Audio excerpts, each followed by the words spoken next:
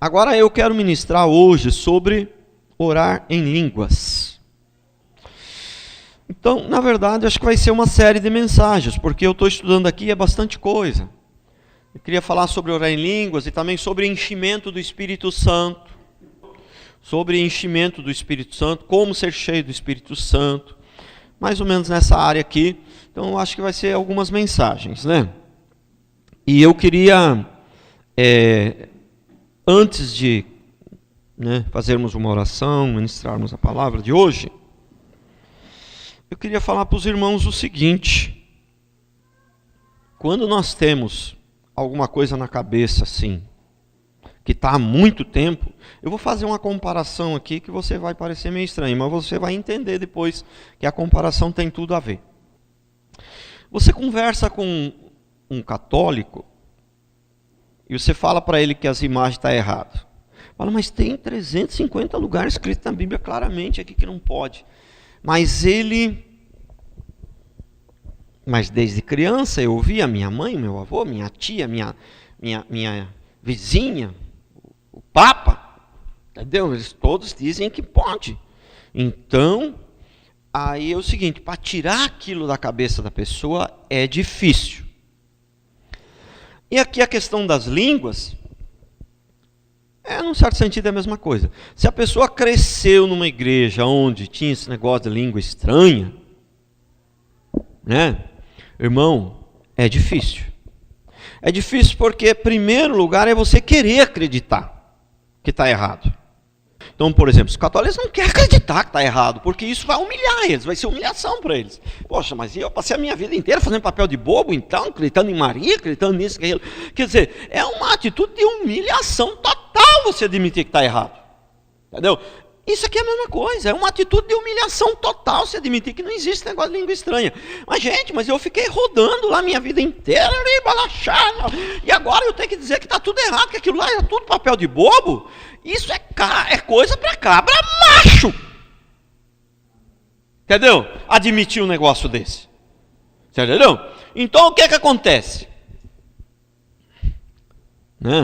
Essa semana, ouvi uma conversa. A irmã da nossa igreja aqui, encontrou com uma irmã que era da nossa igreja antigamente. Aí, para resumir a história, nossa, mas vocês estão bebendo?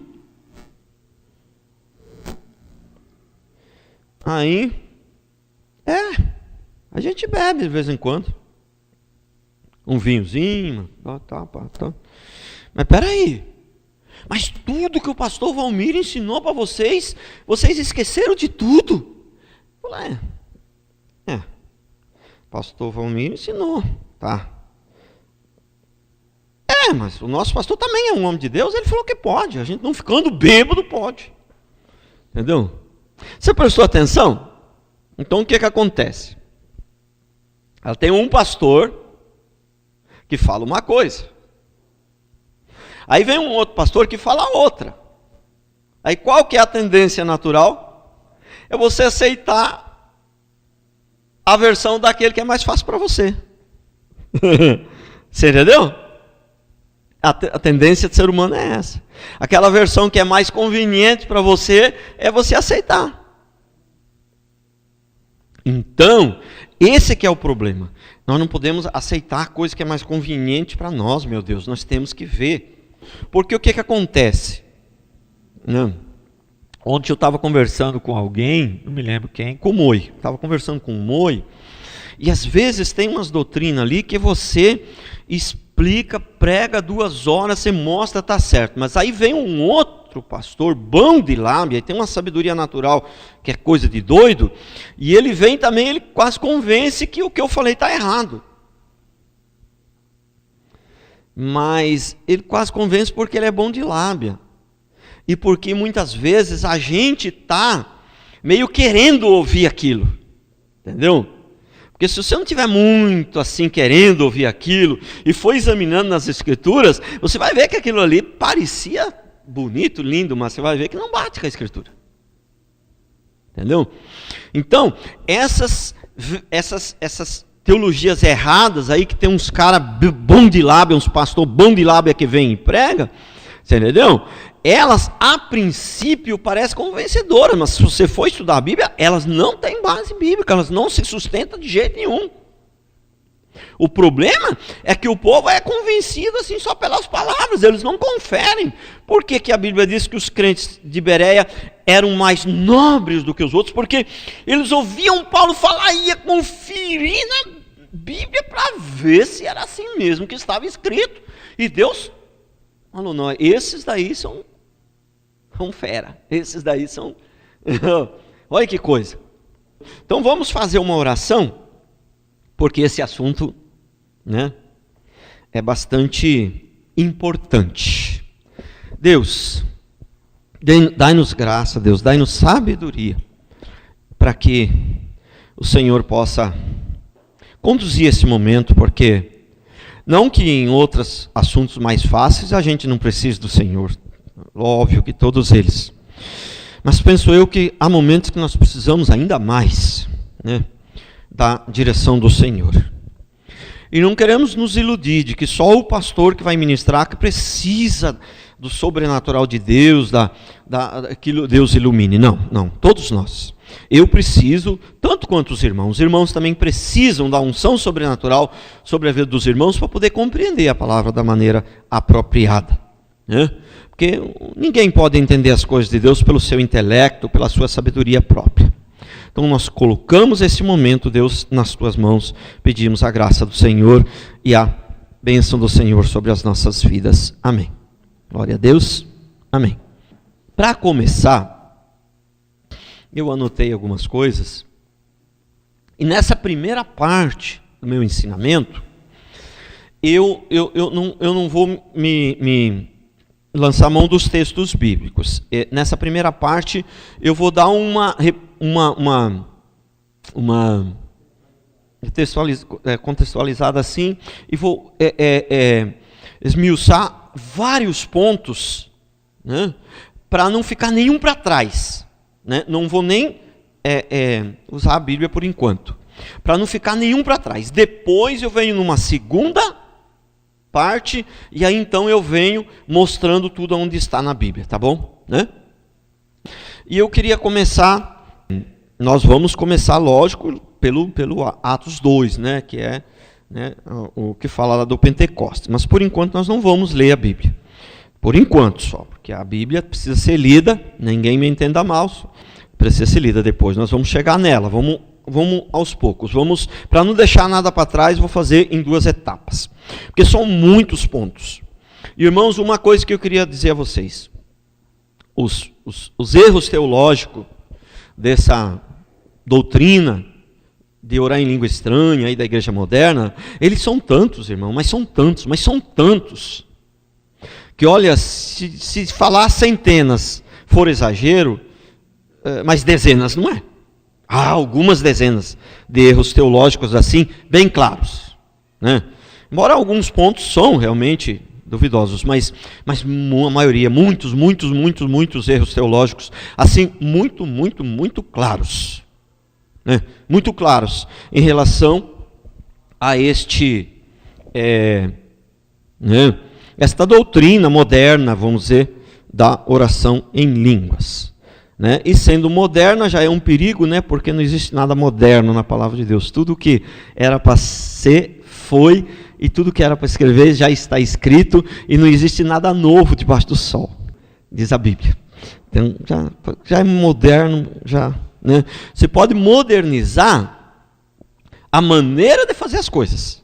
Primeiro era na pedra a palavra, depois os pergaminhos, depois vem a Bíblia de papel, agora é o celular. Aí está modernizando, né, a coisa que é secundária, é a estrutura, é a maneira de fazer as coisas. Mas não podemos modernizar os princípios da palavra, irmão, isso não existe. Correto? Então, mas a gente tem que ser da idade da pedra. Não, nós temos que modernizar, devemos, isso é correto, nós temos que acompanhar as coisas. Mas isso nas coisas secundárias, isso na estrutura, na coisa, porque as coisas mudam. Não podemos voltar para a pedra lá, ou para o pergaminho, não. Mas os princípios, irmão, o nome já diz, são princípios eternos, eles não mudam. E essa questão aí da doutrina aí, é uma doutrina nova, não é, né? É um princípio isso aí, é uma doutrina básica. Né? Então, mas vamos lá. Bom, para começar, nós temos que ter bastante cuidado, nós não podemos fazer uma doutrina baseada em apenas um texto isolado. Correto? Temos que procurar aonde tem mais textos que falam sobre aquilo e juntar. Correto? Agora, neste caso aqui, o cuidado é maior ainda. Fazer uma doutrina num texto de Pentecostes, onde é uma coisa ímpar, onde é uma coisa única, que só acontece uma vez na história. Porque descida do Espírito Santo, neste sentido aí, é uma vez na história. Isso aí ninguém tem dúvida, inclusive qualquer cristão de qualquer linha, entendeu? Até mesmo católico, ninguém tem dúvida que isso aí é um acontecimento que foi uma vez só. Entendeu? Isso aí, quanto a isso, todos concordam, né? Então, uma coisa que é única, que é uma vez só, vou fazer uma doutrina baseada só num texto, não que ela não tenha o seu valor, e que ela não queira transmitir conteúdo, e que ela não deva ser estudada, e que ela não tenha o seu valor comparada com outros textos da Escritura. Correto? Mas fazer uma doutrina só com um texto só, e ainda por cima, num texto onde é um acontecimento único na história, aí fica difícil, né? Então, temos que ter bastante cuidado em fazer uma doutrina com um texto, né, de Atos 2, com esse texto aí de Atos 2. Ainda que ele é a palavra de Deus, ele não é menos importante que os outros, não me entendam mal. Mas é uma coisa única, não é um dia, um acontecimento que Deus mostrou. Por exemplo, Jesus foi e se batizou. É um acontecimento único? Não. Isso é para continuar acontecendo a vida inteira. E ele se batizou, ele nem precisava, mas ele se batizou para mostrar que a gente deveria fazer isso sempre. Agora, esse texto aí não é um texto que vem para mostrar como se deve fazer, porque é um texto único, né? Um texto não único, mas um acontecimento único, né? A descida de Pentecostes. Então, bom, a primeira coisa que eu queria é que os irmãos entendam um pouquinho a respeito desse dia de Pentecostes, o que significa, o que era, o que tal. Irmãos, a história é longa, né? A história é longa. Eu não teria tempo, demoraria muito, e também acho que não tem muita relevância, pelo menos no momento, né? Eu ficar dando muitos detalhes da história desta festa de Pentecostes, do significado do Pentecostes, essa coisa toda. Irmãos, a história é longa, né? Da onde começou, por que motivo, de onde veio a inspiração, tal. A história é longa, eu acho que no momento não tem relevância, não vai contribuir muito. Mas eu preciso dar um resumo bem assim, eu preciso que você tenha uma noção do que era esse dia de Pentecostes, o que significa isso historicamente e tal. Então, o significado desse Pentecostes. Bom, existia uma festa em Israel que ela durava 50 dias, 7 semanas, né? Uma vez por ano tinha essa festa. Ela durava 7 semanas. E ela tinha vários nomes, vários. Preste bem atenção nisso, que é importante você entender essa questão do Pentecostes, porque os cristãos de hoje, eles acham que Pentecostes entendeu? É só por causa da descida do Espírito Santo. Entendeu? E eles acham que Pentecostes foi assim, sabe? O Espírito Santo desceu lá em Israel, ninguém estava preparado, ninguém estava esperando, ninguém estava, né? Tal, e o Espírito Santo desceu lá em Israel e fez aquilo tudo, e a partir disso aí surgiu Pentecostes. Não, né? Os cristãos, a maioria pensa assim, mas não é nada disso. Então, existia em Israel uma festa que durava 50 dias. E ela tinha vários nomes. Cada um desses tem uma origem, e isso eu não vou explicar tudo, porque não vejo relevância, necessidade. Então, mas eu vou dizer pelo menos quais eram os nomes e tal, e que já existia essa festa antes do dia da descida do Espírito Santo. Então, uma festa de 50 dias. Primeiro, ela se chamava também, tinha um nome, era conhecido também como a Festa das Semanas. Por quê? Festa das semanas, porque durava 7 semanas. Ela também era chamada de a festa das cabanas, porque era uma festa muito grande, vinha pessoas de todas as nações, né? Todas as nações da época, né? Aquele povo do contexto da época, né? Então vinha pessoas de todas as nações, e onde esse povo ia dormir? Então eles ficavam em cabanas. Então também era conhecido como a festa das cabanas. E ela também era conhecida como a festa da colheita, porque era na época da colheita, né? E ela era conhecida também como a festa da colheita. E ela também era conhecida como a festa das primícias. Por quê? Porque eles levavam o dízimo, entendeu? Então na época da colheita, a primeira coisa que fazia é tirava 10% da colheita, a parte mais bonita da colheita, 10%, e levava. Só depois disso que podia comer uma espiga. Eles não podiam nem, por exemplo, o milho. Enquanto não pegava lá tudo, e não tirava 10%, não levava nesta festa da colheita, podia ser em outro lugar. Nesta festa, entendeu? Levava o dízimo lá. Como era isso, eu não sei. Devia de juntar muito milho, né? Não sei. Isso aí eu não sei. Mas nós temos que crer apenas na palavra. A palavra quer nos transmitir conteúdo, quer nos transmitir princípios ali, né? Então levavam lá. Não sei se era literal, se era, né, depois tem um texto de Deuteronômio que fala que quando fosse muito abençoado e não desse para levar, de tão grande era a quantidade, podia levar o dinheiro.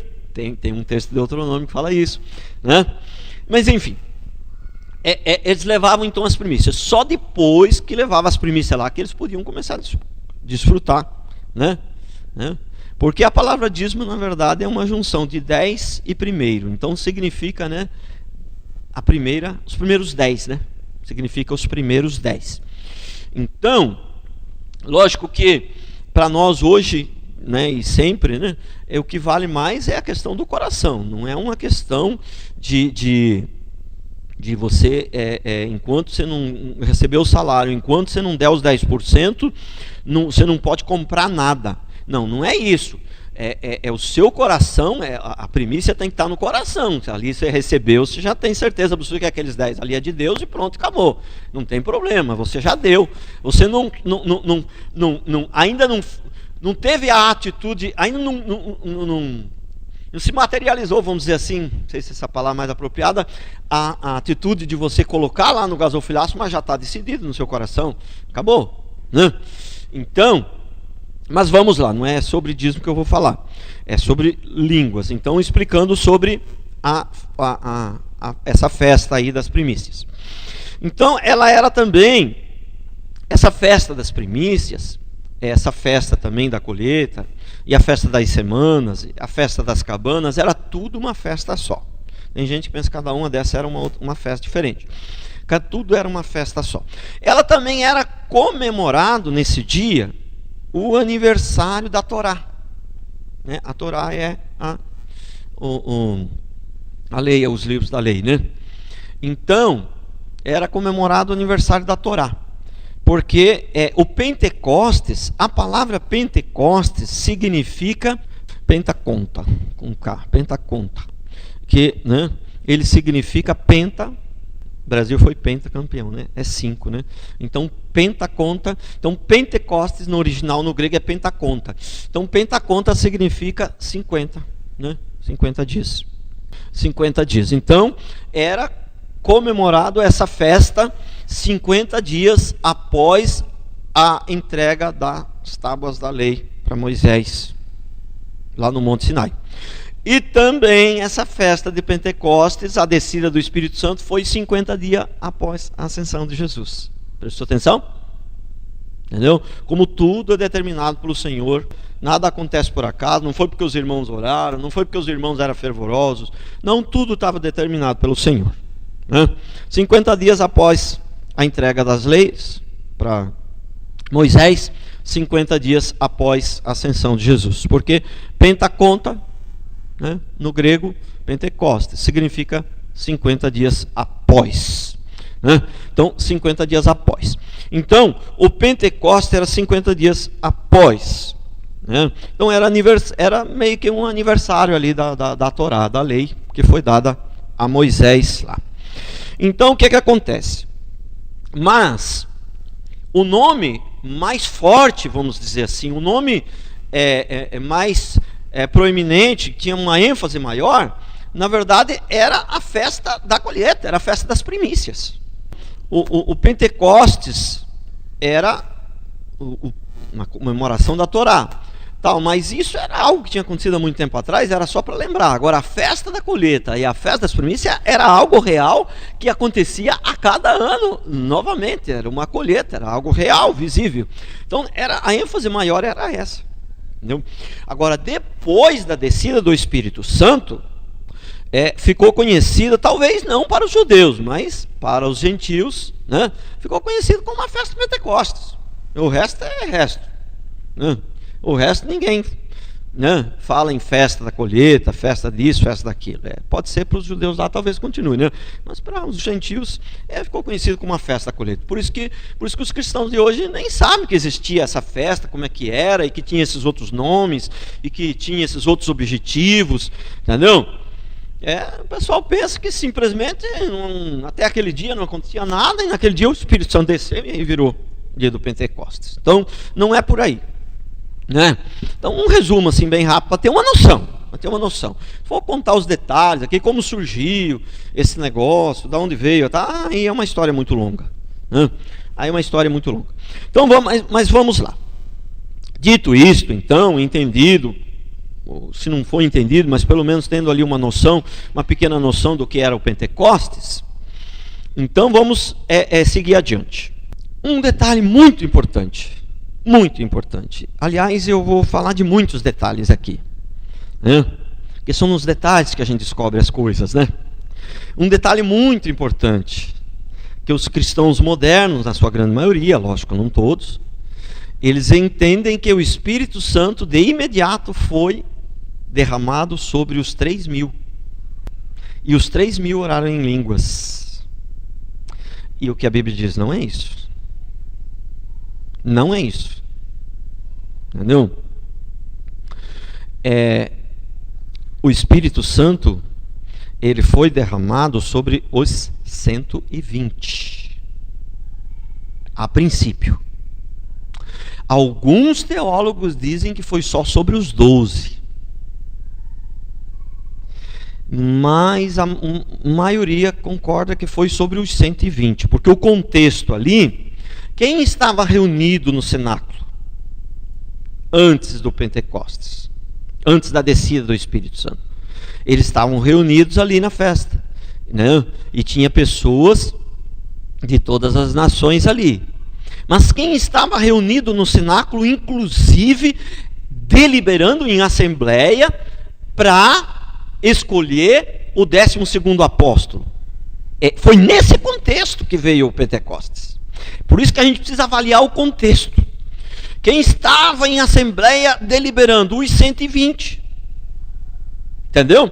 E esses 120, quem que entra numa sala especial, no cenáculo, para deliberar sobre um assunto tão importante de escolher? Não são pessoas comuns, é só a liderança da igreja. Prestou atenção?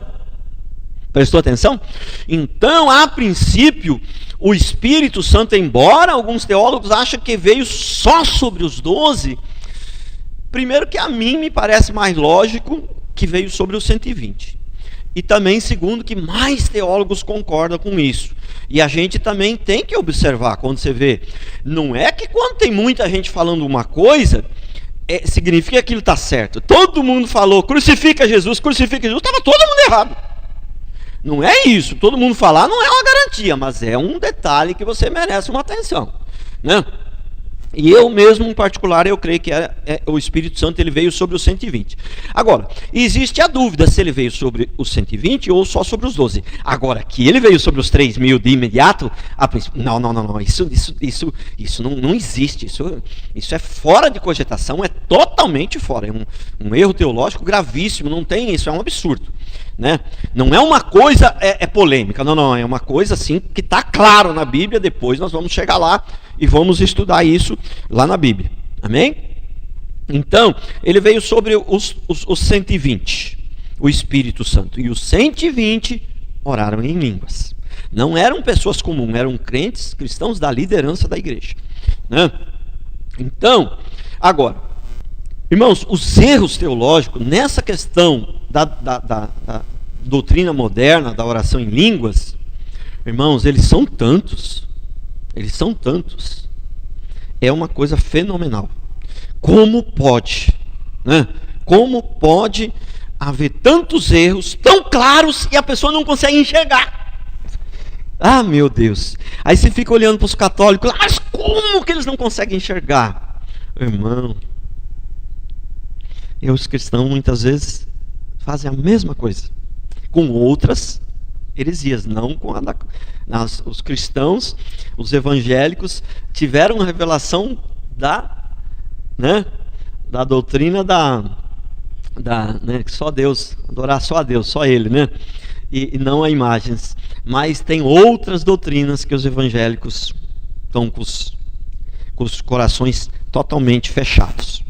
Eu estava lendo que a igreja, a Assembleia de Deus, você sabe, ela é a principal, trouxe essas doutrinas novas aí, né? E essas doutrinas, elas foram entrando aos poucos, elas não vieram de uma vez. Por isso que os erros graves, quando são muitos erros, eles não vêm tudo num dia só, eles vêm aos poucos, entendeu? Embora por alguns motivos eu até tenho uma grande simpatia por essa igreja, Assembleia de Deus, por alguns motivos, até porque você vê que não é assim um povo picareta que está ali mal intencionado, você vê que é falta de sabedoria mesmo, é erros mesmo, entendeu? Diferentemente de muitas neopentecostais aí, que você percebe que são gente mal intencionada mesmo, estão ali para roubar o dinheiro do povo. É muito diferente, entendeu? Mas eu estava lendo que a Igreja Assembleia de Deus, até os anos mais ou menos 1950, isto é, até 65 anos atrás mais ou menos, né? A Igreja Assembleia de Deus não orava em línguas em culto público, entendeu? Eles só oravam em línguas em reuniões de membros, né?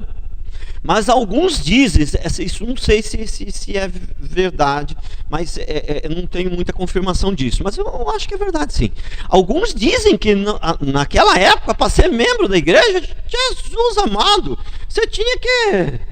Era mais difícil do que... Eram poucos que eram membros, não é igual hoje, que a igreja tem 200 pessoas, 180 é membro. Não, se tinha 200 pessoas, 20 era membro.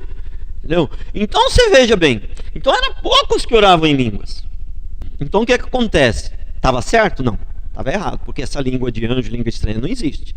Ele estava errado, mas o erro era menor, era um erro só tinha um erro só o erro de achar que existia língua de anjos, que existia língua, lógico que existe língua de anjos, os anjos devem se comunicar, mas não para nós aqui, né? Que existia uma orientação bíblica para a gente orar a língua de anjos, entendeu? O erro era um só que desse um erro surgiu uma centena de erros que veio a partir deste, né? Então, você vê que se eles tinham tanto cuidado assim, então você vê que era um povo de Deus, era um povo que tinha um zelo pela palavra. Mas só que, irmãos, só zelo pela palavra e amor não dá, irmãos. Tem que ter conhecimento, entendeu? Tem que estudar muito, né?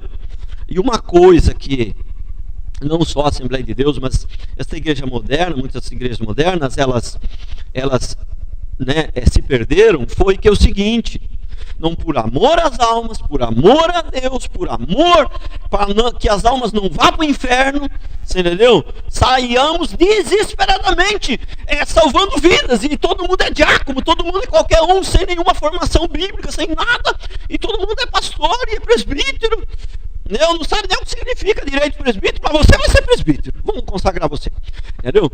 Então isso é um problema. Entendeu? A motivação inicial era boa? Era. O objetivo inicial era que ganhar mais gente, mais coisa. Mas só que é o seguinte: de boa intenção, o inferno também está cheio. Estudando, descobri o seguinte: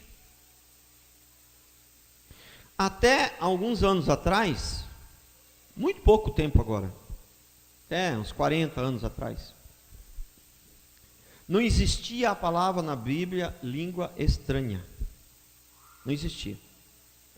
E até hoje, muitas versões da Bíblia não existe essa palavra língua estranha, né? Foi colocado na Bíblia, né, há alguns anos agora, algumas versões colocaram línguas estranhas. Fizeram um desfavor na tradução. Por quê? Porque você sabe, não é que mexeram na Bíblia, é que estão tentando atualizar com linguagem mais atual e tal, que signifique a mesma coisa, mas que tenha o mesmo sentido, mas que facilite para a linguagem moderna, facilite o entendimento. Só que aí o que acontece? Às vezes, onde tem homem, onde tem o dedo do homem é complicado. Em vez de facilitar, nesse caso aí complicou. Mas não são todas as versões da Bíblia que tem essa palavra língua estranha, viu? A maior parte delas até hoje não tem. Segundo o estudo que eu fiz, não tem essa expressão língua estranha. Algumas versões têm, mas não tinha. Até 40 anos atrás não existia essa expressão língua estranha na Bíblia. Por quê? Porque ela é estranha mesmo. Ela é estranha mesmo, viu, irmãos? Ela é estranha mesmo. Então vamos lá. Seguindo adiante.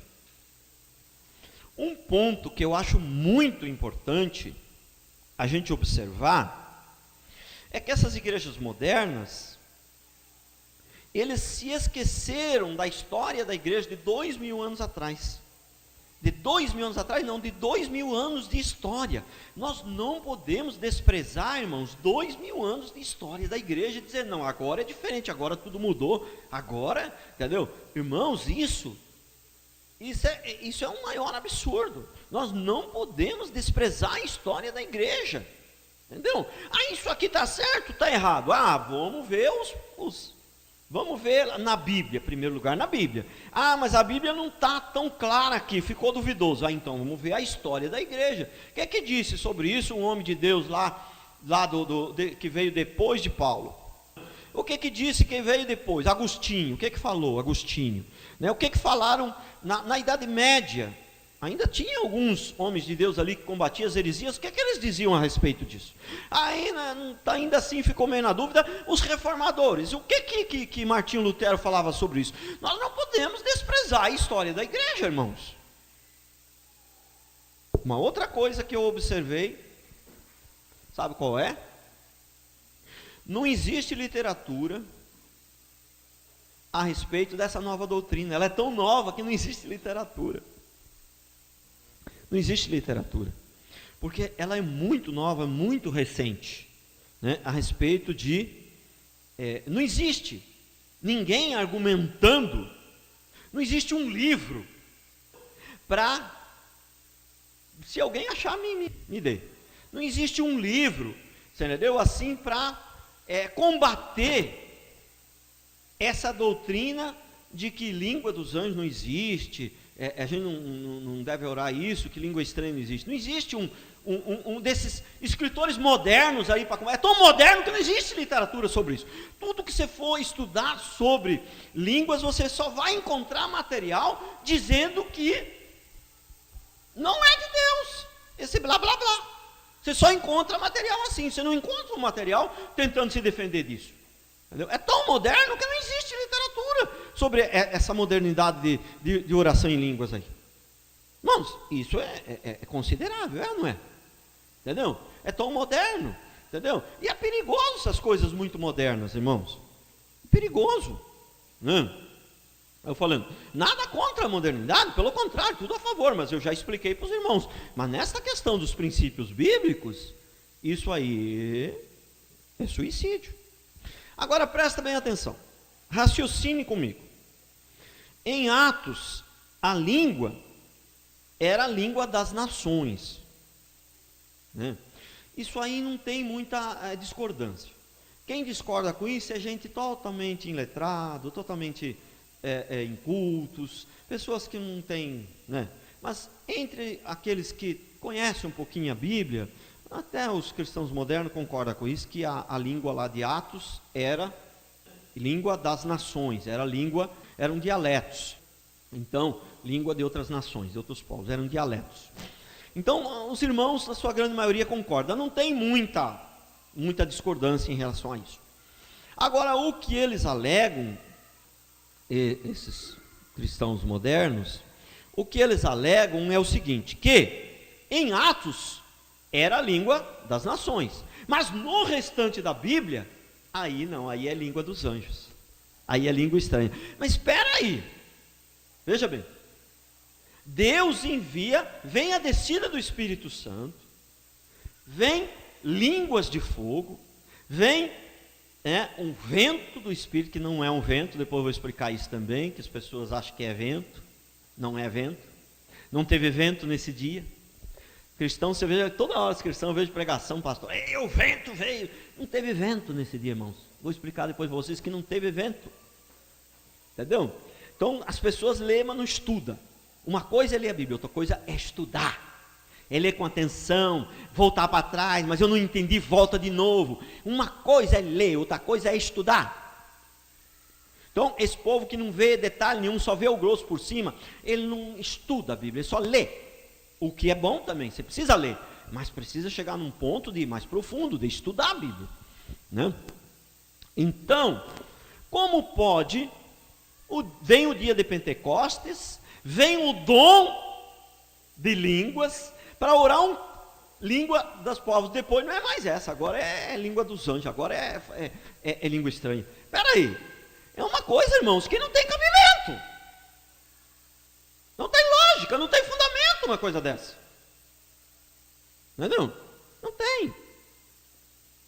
E vou falar uma coisa para você, só tem o desafio você encontrar na Bíblia um outro lugar onde tenha essa expressão língua dos anjos, só em Coríntios 13, não existe outro lugar na Bíblia que tenha essa expressão, língua dos anjos, só.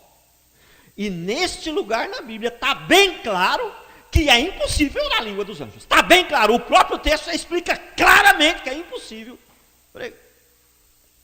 orar a língua dos anjos. Depois nós vamos ler lá e vamos chegar lá. Depois eu vou voltar tudo isso que eu estou falando e vou vir tudo lendo a palavra. Entendeu? O próprio texto, o único texto que fala sobre a língua dos anjos, ele explica claramente que é impossível falar a língua de anjo. Bom, vamos lá. Mas tem um outro problema mais grave. Se esses pentecostais, neopentecostais, porque eu até nem tenho nada contra pentecostal, o problema é que hoje não existe mais pentecostal, pelo menos no Brasil não.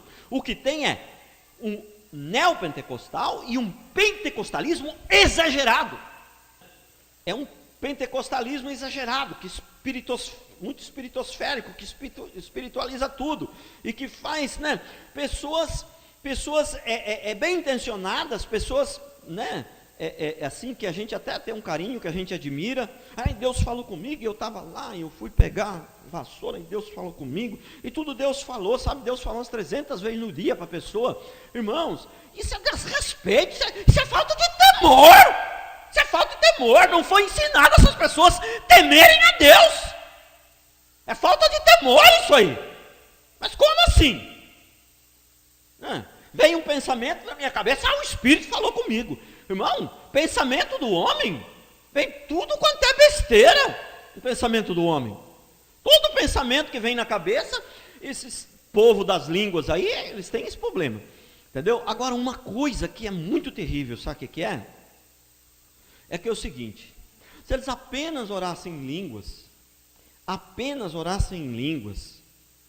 entendessem que esse dom de línguas é um dos menores que tem, não seria tão grave. O problema é o seguinte, que quem ora em línguas é quase um vice-deus, e quem não ora em línguas vai para o inferno, é tudo pecador.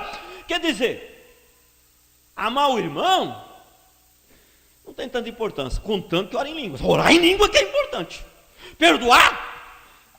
O crente deve perdoar, mas não é tão importante. Orar em língua que é importante. Fala para mim que a doutrina de hoje dessa igreja moderna não é assim. Fala para em mim que não é. Entendeu? Fofoca, se a gente puder evitar, é bom, mas orar em língua é que é importante. Entendeu? É terrível. Isso aí é uma coisa nojenta, esse negócio aí. Que é orar em língua que é a glória. E quem ora em línguas, se orar em línguas é crente. Nossa, isso aí é nojento. Agora uma coisa importante.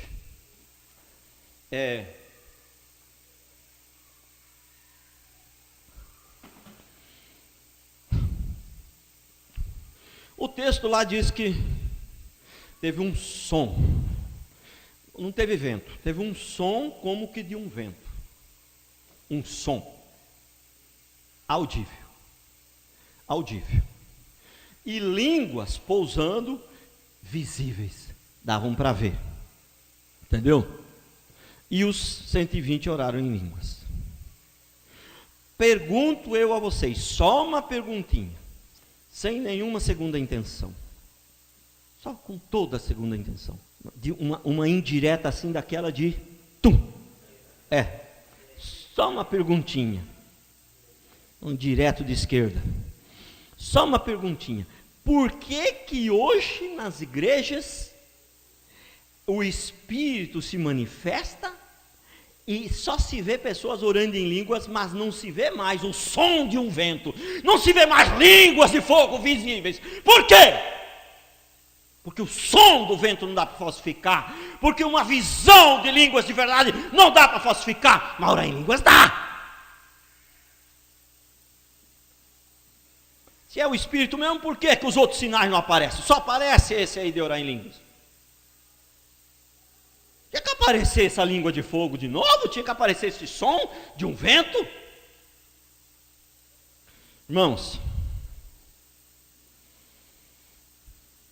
a palavra não é sobre batismo, mas eu preciso falar aqui também para você entender. Batismo, irmãos, batismo no Espírito Santo, além que a palavra não é sobre batismo, e também eu já falei sobre isso aqui, viu, irmãos? Já ensinei bastante sobre isso aqui. Mas eu preciso falar aqui para você entender também, porque senão... a salvação e o batismo é uma experiência única. A salvação e o batismo, quando você é salvo, você é batizado, é uma experiência única. Agora, depois tem uma segunda experiência, terceira, quarta, quinta, que é o enchimento do Espírito. Então, essas igrejas modernas, eles entendem esse enchimento do Espírito como batismo. Só que é o seguinte, enchimento do Espírito, batismo, o que acontece? Lá na minha terra é o seguinte, tinha a pipa de vinho. A pipa é o odre, a Bíblia chama de odre, né? Na minha terra é chamada de pipa, aquele barril que você põe o vinho. Então tinha um costume lá, nem todos, mas algumas regiões lá, tinha um costume lá que fazia uma pipa nova e ia batizar a pipa. Batizar, o que significava batizar a pipa? Encher ela de vinho. Entendeu? Encher ela de vinho. E depois, quando vinha a uva o ano que vem, e tinha mais uva, a gente batizava a pipa de novo? Não, batismo é só a primeira vez que botava o vinho.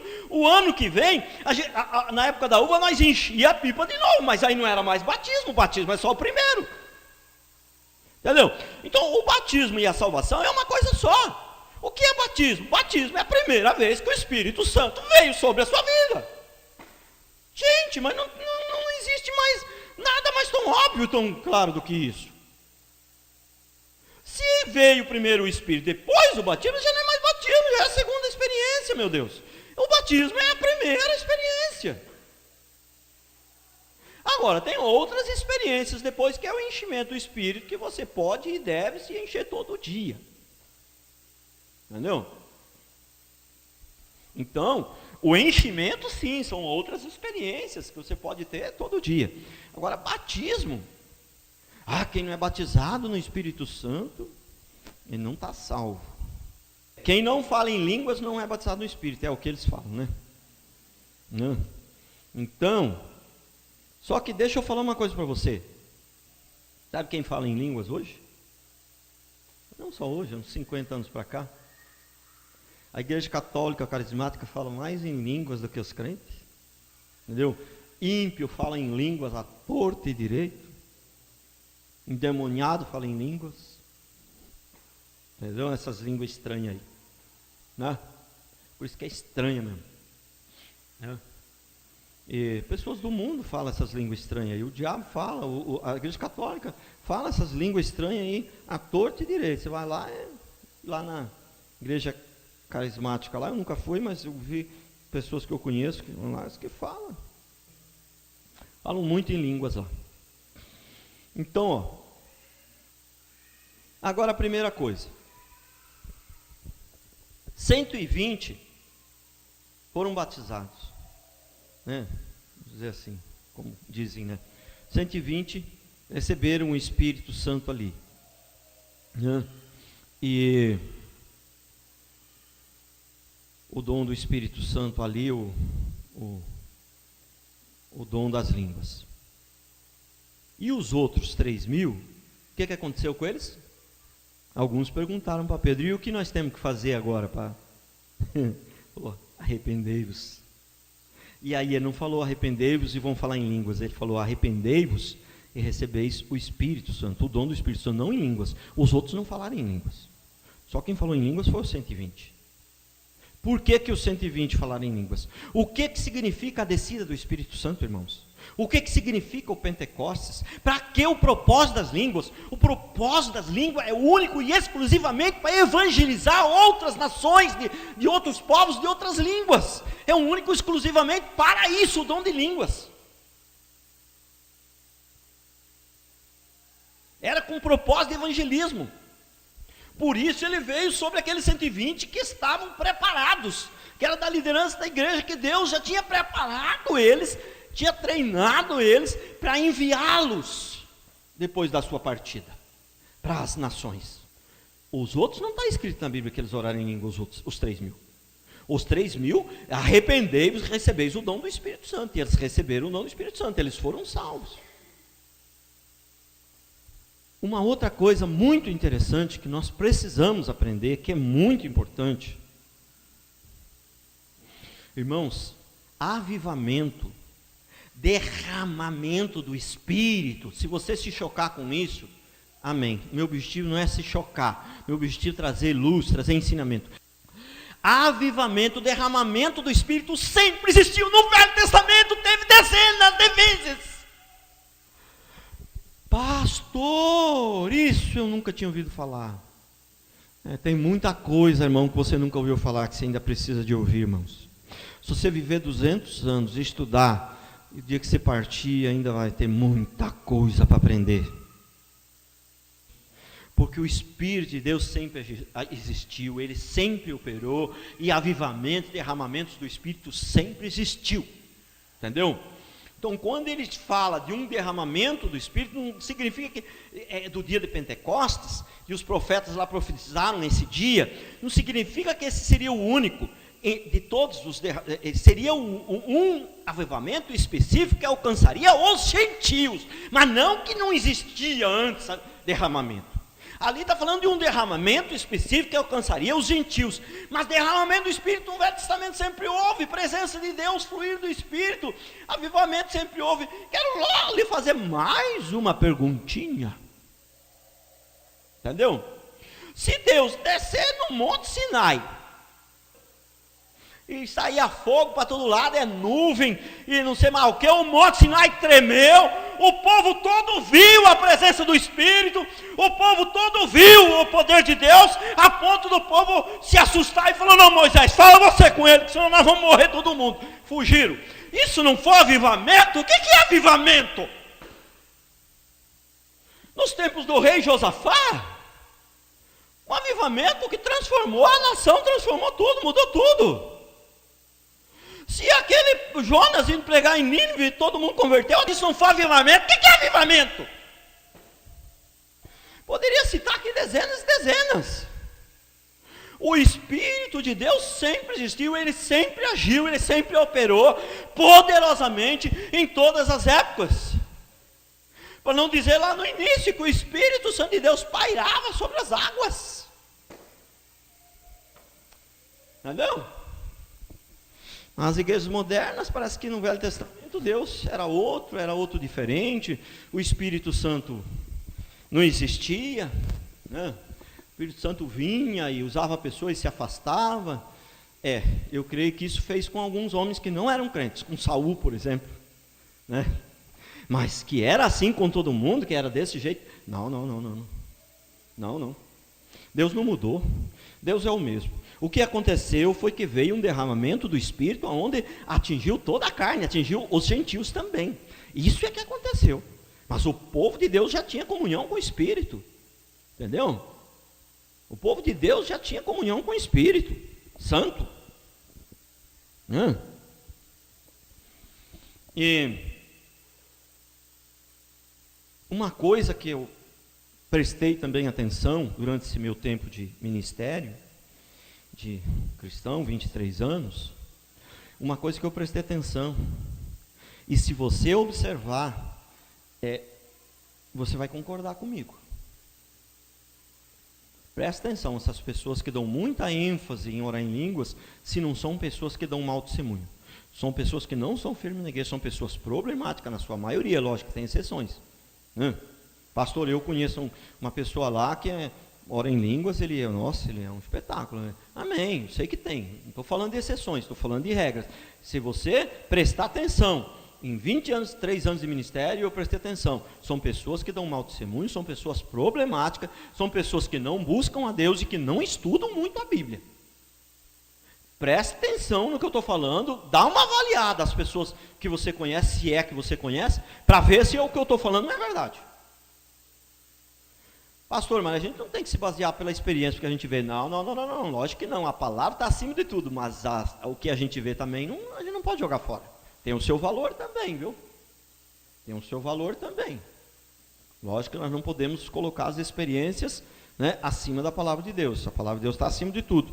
Mas a experiência de vida, o que a gente vê, o que a gente observa, tem o seu valor também. Deve ser juntado com a palavra ali, que ele também tem o seu valor. Entendeu? Então, irmãos, o negócio é feio. Na verdade, só falo, na verdade, a orientação para negócio de línguas é Atos dos Apóstolos e Coríntios, né? E Paulo, em momento algum, ninguém incentiva ninguém a falar em línguas na Bíblia, não tem. Mas Paulo, em Coríntios, eles falavam em línguas, mas a Bíblia é bem clara, a igreja de Coríntios era uma igreja problemática, viu? A igreja de Corinto era uma igreja problemática, está bem claro na Bíblia, era filho saindo com a madrasta, os problemas da igreja de Corinto eram enormes. E Paulo não chega a bater o martelo assim, vocês estão proibidos de orar em língua, sabe por quê? Porque Deus não sabe os planos de Deus, Deus é soberano, e você entendeu? Entendeu? Então você não sabe os planos de Deus, mas ele desincentivou, vamos usar essa expressão, a todo instante ali a questão da língua. Ele falou assim, eu falo em línguas mais do que a todos vós. Qual era a língua que ele falava mais do que os outros apóstolos, mais do que todo mundo?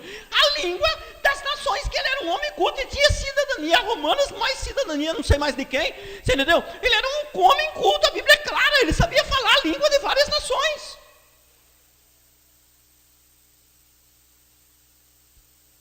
E ali ele fala, eu falo em línguas mais do que todos vós. Mas na igreja eu prefiro falar palavras audíveis. Mais claro do que isso, só se a jumenta vier e falar. Não tem jeito. Mas eu vou depois voltar com esse assunto e mostrar na escritura. Eu estou dando aqui uma adiantada aqui, para não ficar nada para trás, porque são muitos os pontos. Língua dos anjos. Mas quais anjos? Qual deles? De que anjo é essa língua que ora? Porque uma terça parte dos anjos caiu, né? Entendeu? E esses anjos aí também falam essa mesma língua dos outros anjos que não caiu. Qual é essa língua aí? Entendeu? Não tem nenhum lugar na Bíblia que incentive você a buscar alguma coisa com anjo, a ter relacionamento com anjo, embora Deus enviou, reconhecemos que Deus em algumas oportunidades enviou um anjo para falar, mas não tem nenhum lugar na Bíblia dando alguma orientação que você deve buscar algum contato com anjo, Por que que não tem? Porque você vai buscar um contato com o anjo do inimigo vai entrar na frente. Entendeu? Então, todas as vezes que Deus enviou um anjo, foi de surpresa, não foi a pessoa que pediu, não foi a pessoa que buscou. Porque se ela for buscar, o inimigo põe o dele na frente. Entendeu? Não tem orientação na Bíblia para a gente buscar entender a língua de anjo, ou tentar conversar com anjo, ou pedir para anjo fazer alguma coisa, ou ter comunhão com anjo, falar a língua. Não tem nenhum contato desse tipo na Bíblia. Entendeu? Nenhum contato, não tem nenhuma instrução, nenhum ensinamento, nenhum alguém que incentive isso aí. Muito pelo contrário.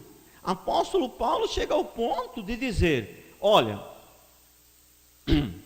se ainda que desça, em Gálatas, ainda que desça um anjo do céu e disser alguma coisa que seja fora do que está na palavra, que seja anátema, que seja maldição, ainda que desça um anjo do céu. Prestou atenção? As bolas, mas se eu tenho que ficar ouvindo uma profecia, e depois eu tenho que conhecer a Bíblia de fio a pavio, e eu tenho que entender a Bíblia para poder avaliar se aquela profecia foi de Deus, para que eu preciso de profecia? Se eu conheço a Bíblia, se a Bíblia já vai falar comigo, Deus já vai falar comigo através da palavra, eu não preciso de profecia. Você prestou atenção? Aí já entrei na outra da profecia, né? Não é outra pregação. Mas já que eu entrei, agora eu tenho que dar uma coisa aqui. Não é que eu não acredito que Deus não possa usar alguém em profecia hoje, pode. Mas o ministério da profecia acabou. O dom da profecia não, já expliquei isso aqui. O ministério da profecia acabou. Não existe mais o ministério do profeta agora. O fulano ele é profeta. Está no lugar do profeta Samuel. Esse aqui está no lugar do profeta Natan. Não existe mais isso. Agora o dom de profecia ele continua. Então, Deus é soberano, ele pode usar alguém em profecia, mas normalmente ele vai usar alguém em profecia quando a pessoa já está em pecado, está com o coração endurecido, entendeu? E a palavra já não consegue mais falar com ele, então vai usar a mula ou um outro ser humano, entendeu? Ao contrário do povo por aí, que para se ensoberbecer, o pastor falou comigo, Deus falou comigo através do pastor, né? O que ele falou? Que eu sou a rainha da cocada preta. É quase isso, olha, não chega a falar isso, mas é quase, isso aí dá nojo, irmãos, dá nojo porque isso daí é o diabo infiltrado dentro das igrejas, para atrapalhar aqueles crentes que são de verdade, entendeu? É o diabo infiltrado. Esse negócio de orar em línguas e profecia, normalmente é para se ensoberbecer, é para se destacar, é para se mostrar mais do que os outros, normalmente 99% é assim. Agora, e esse dom de línguas? Ele pode voltar um dia? Lógico que pode. Se Deus derramou, ele não vai se perder nunca. Se houver a necessidade. Se daqui a 200 anos começar a aparecer gente de todas as nações para vir morar aqui no Brasil, sei lá, vai voltar o dom de línguas, Deus vai usar, né? Mas hoje não tem fundamento, não tem cabimento. Vamos ficar de pé então. Vamos orar.